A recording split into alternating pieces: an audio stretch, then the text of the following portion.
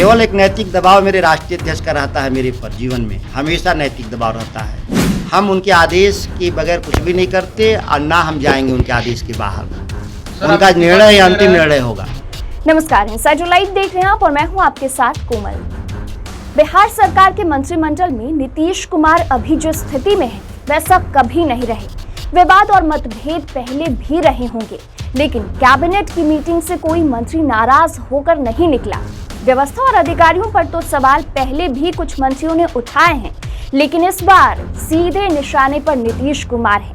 मामला कृषि मंत्री सुधाकर सिंह से जुड़ा है। राजद के विधायक हैं।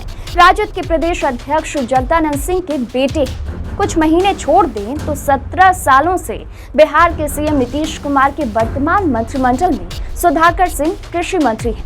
लेकिन सुधाकर सिंह का कहना है कि 17 सालों में बिहार ने बहुत कुछ झेला है। नीतीश कुमार जब भी महागठबंधन में आते हैं, एक सवाल उठने लगता है कि राजद के नेताओं के लिए वे सिर्फ सीएम हैं या फिर उनके नेता भी। सवाल अब उठे तो जवाब भी आया है।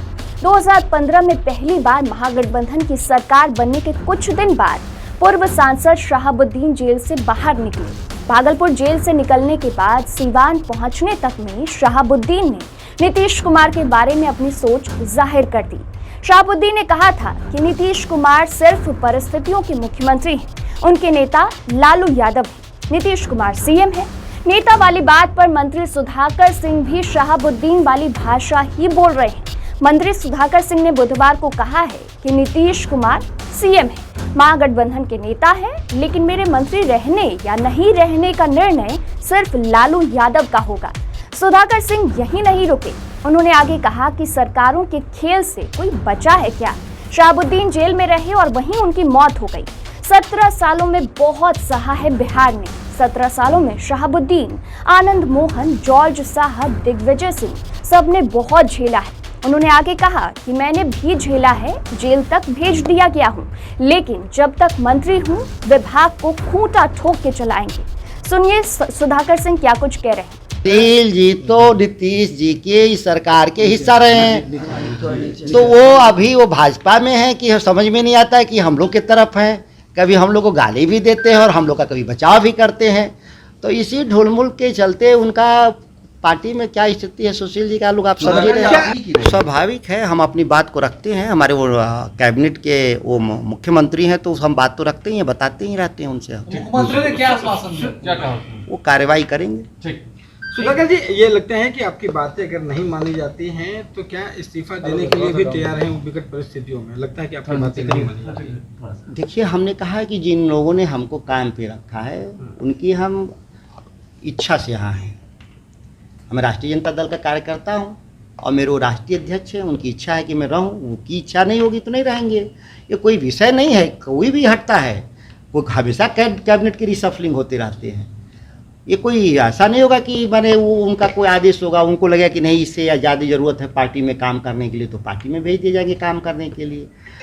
उनको लगेगा कि पार्टी और सरकार में भी हम फिट नहीं है, वो तो कहेंगे कि आप आराम से अपना स्टडी लीव पे जाइए, आप ठीक ठाक होके आइए। 2-4-5 साल आपका प्रशिक्षण और होना चाहिए तो हम फिर हासिल करेंगे, वो ज्ञान हासिल करेंगे। आपका सुधाकर जी, आपका मुख्यमंत्री से कोई नाराजगी नहीं है? मेरा किसी से सच में नाराजगी नहीं है। व्यवस्था सुधारनी चाहिए, ये मेरी मांग है। और हमने कोई प्रेस कॉन्फ्रेंस के जरिए किसी पर कोई आरोप नहीं लगाया। किसानों के सभा में किसानों के उठाए गए सवाल के प्रति उत्तर में हमारा एक जवाब था। जो कुछ लोगों को पसंद नहीं आया मीडिया के एक बड़े धड़े को, और मेरे बयान को काट छाट करके अलग तरीके से पेश किया गया। कोई 1 मिनट का वीडियो, कोई 1.5 मिनट का वीडियो, कोई 2 मिनट का वीडियो, जबकि वह 25 मिनट का लगभग भाषण है कि बिहार में मंडी कानून चाहिए। ये मेरी पहली मांग है। और आप कहेंगे कि आप सरकार है मांग कर रहे हैं, क्योंकि कैबिनेट का फैसला होता है कोई कानून बनने में, अकेला मेरा नहीं होता है। हम इनिशिएट करते जरूर हैं डिपार्टमेंट के रूप में, लेकिन मानना कैबिनेट का काम है। तो सभी हम लोगों से अपील करते हैं कि बिहार में कानून होना चाहिए। 2006 से निलंबित है कानून, हटा दिया गया है, निरस्त है कानून।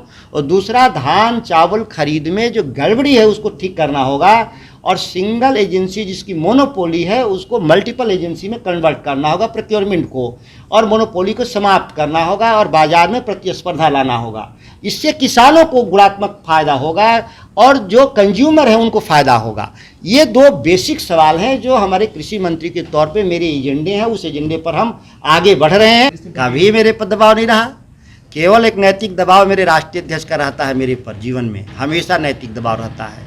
हम उनके आदेश के बगैर कुछ भी नहीं करते और ना हम जाएंगे उनके आदेश के बाहर। उनका निर्णय अंतिम निर्णय होगा।